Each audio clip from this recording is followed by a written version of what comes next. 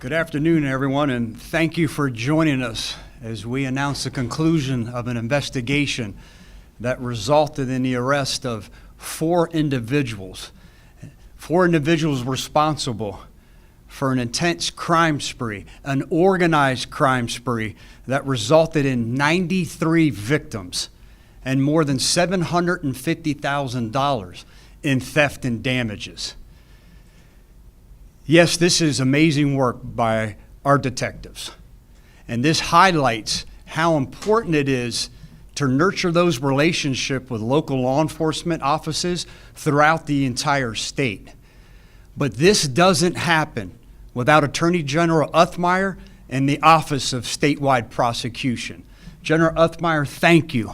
Thank you for your leadership and your assistance, not just on this case, but so many others that allows us to pursue justice for victims. I appreciate you making the time to join us here today.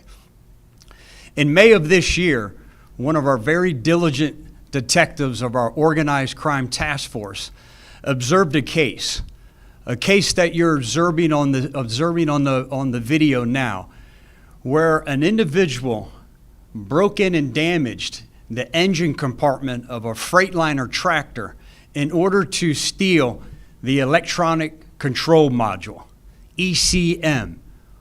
Why is this so important? The ECM is the computer on any vehicle. You could imagine how critical it is on these complicated and sophisticated tractors that our hardworking tractor owner and operators use to deliver those essential goods that each and every one of us rely on in our community, in our state, and throughout the entire country. So while this tractor was parked at a short-term lot, which there are many around the state, when these tractor operators and owners get some downtime, finally get some time off, they leave them here, these secured facilities. These four individuals would break in to these secure facilities, go in, damage the truck, the engine compartment, to get a hold of these electronic control modules. Now realize we're not talking about surgeons. We're talking to people who want to steal this as quickly as possible to remain undetected. You could imagine the amount of damage that they're doing to every other piece of equipment inside the engine compartment while they're trying to steal and quickly flee the scene of the crime. We talked about $750,000 in theft and damages. That number alone is staggering, 93 victims in 20 cases throughout our county, Lee County, Polk County, and as far north as Duval County. But here's the more egregious part. These hard-working tractor operators that we so heavily rely on. Think about what happens now when the computer, that brain, has been removed. That tractor is inoperable. How about the unrealized gains, the financial loss, the potential earnings? They don't get paid if they're not driving and transporting goods. I shudder to think about the value of the money that they've lost, that their families suffered that income because of these four individuals. Detectives did an amazing job working with Lee County, who had similar cases, and then the race was on. They called Attorney General Uthmeier, reached out to the Office of the Statewide Prosecutor's Office, and I have to tell you, I said that their help was vital. Here's how it was vital. They stood shoulder to shoulder with us as we investigated these crimes with these individuals. They provided us with 25 search warrants and subpoenas to get the evidence that we needed to solidify this case, ultimately resulting in warrants for each of their arrests. These four individuals lived in Palm Beach and the Miami-Dade area. I'd be remiss if I didn't thank the Palm Beach County and Miami-Dade Sheriff's Office for helping us apprehend these four individuals and placing them under arrest. Their crime spree is now officially over. We provided all of you with the information of each individual and all of their charges. All 4 of them are Cuban nationals. They have no legal status in the United States. Every single one of them have a criminal history, some of them more expansive than others. We will also provide that to you as well. I've learned that 3 out of the 4 have immigration holds. 3 of the 4 are here, and the 4th one will be here tomorrow. That's the latest update I have. Again, we will share all that information with you. When I talked about stealing the ECMs, obviously we're all thinking, why would they steal them? What did they do with them? The detectives learned through this process that there's a strong secondary market for ECMs. When they go bad, they can be expensive. Depending on how sophisticated the model of the tractors, they can sell from $3,000 to $10,000 a piece.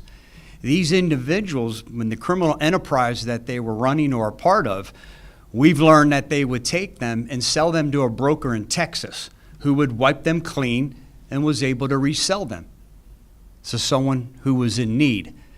Armed with that information, we have now taken that portion of the investigation, because all of our jurisdictional and authority ends at the Florida state line.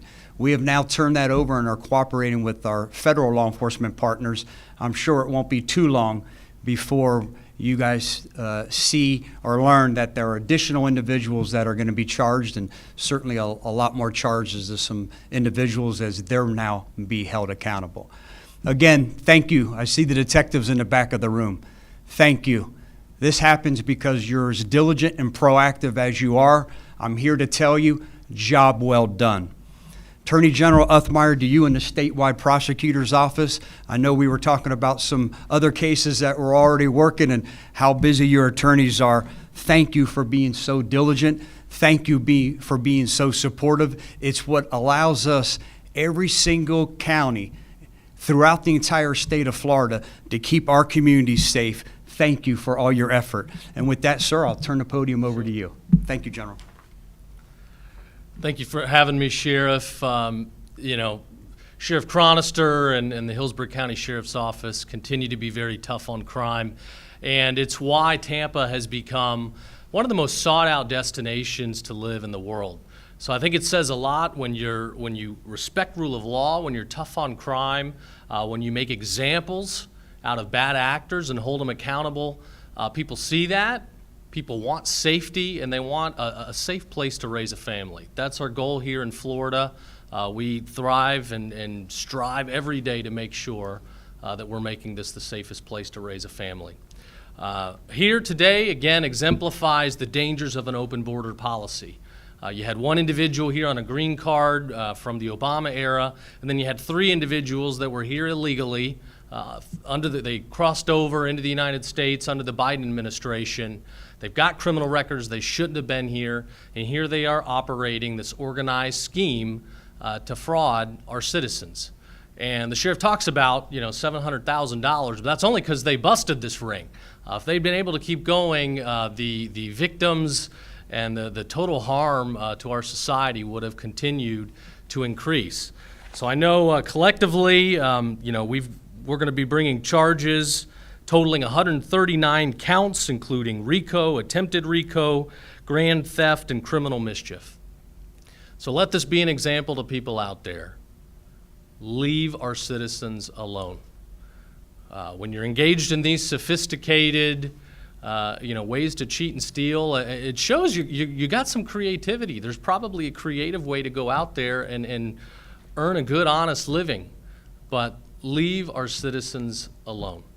So we're going to continue to fight crime every single day. I look forward to spending more time with you, and we're going to continue working hard to support the Trump administration and ensure that we have a closed border and that we are detaining and deporting people that should not be here. We'll make sure they serve their time, and then we'll get them back home where they need to be. So, thank you very much. Thank you, General Uthmeier. At this time, me or the General will attempt to answer any questions you may have. Sheriff, first of all, if they're from the Palm Beach or Miami area, do you know how and why they chose to come to Hillsborough County or points north of there?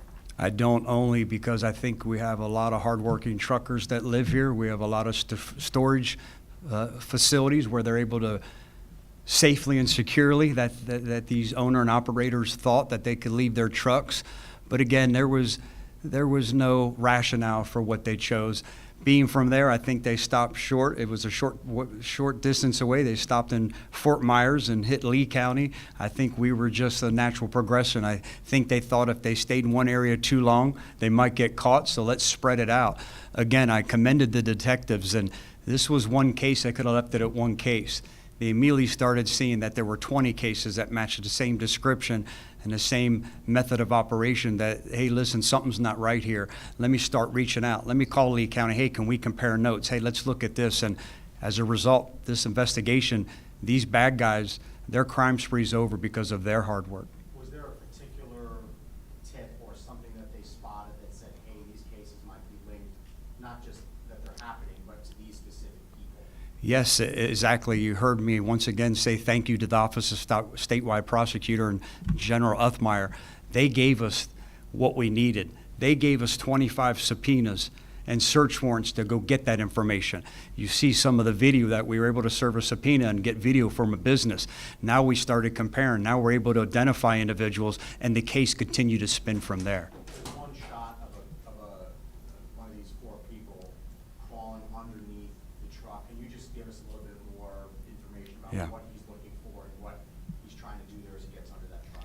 100% gain access to that electronic control module. They didn't care what it was, that they could go under, over, break something, and they would do whatever it takes to quickly remove that as quickly as they could, keeping the integrity of the ECM intact, but not caring, not one iota of care towards whatever damage they caused to this tractor.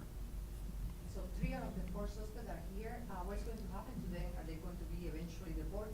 The one who have the green card could lose it? What's going to happen? Yeah, that's a great question. That would be a question for the Department of Homeland Security. They have charges here. They have to worry about the charges they face here before they worry about next steps. How much do those weigh, those parts, the pieces? They're not very heavy at all, no. One person could carry. We all know our computers and how light they are. The modules, well, yeah, they're not heavy. They're accessible enough where one person could easily carry it. Multiple people, because everyone could find a way in. Who's the quickest to find a way in and damage whatever you had to get that ECM out tactfully? And how much is one sold for, worth and then sold for? Another great question. Depending on how sophisticated and what model the tractor is, anywhere from $3,000 to $10,000. Quite expensive. Any other questions? Are they corporate trucks? I mean, are the trucks owned by corporate owners, or are they owned by private citizens doing work? Or? Good question. Most of them private. You know, corporate would park their trucks back in a corporate yard. These are owners, a lot of owner operators. And again, the more egregious part of this crime is not the damage and not the theft. It's the fact that they're out of work. They don't make money when the trucks are sitting. And that's what makes this crime so horrible and egregious. Thank you, everyone. Have a wonderful day.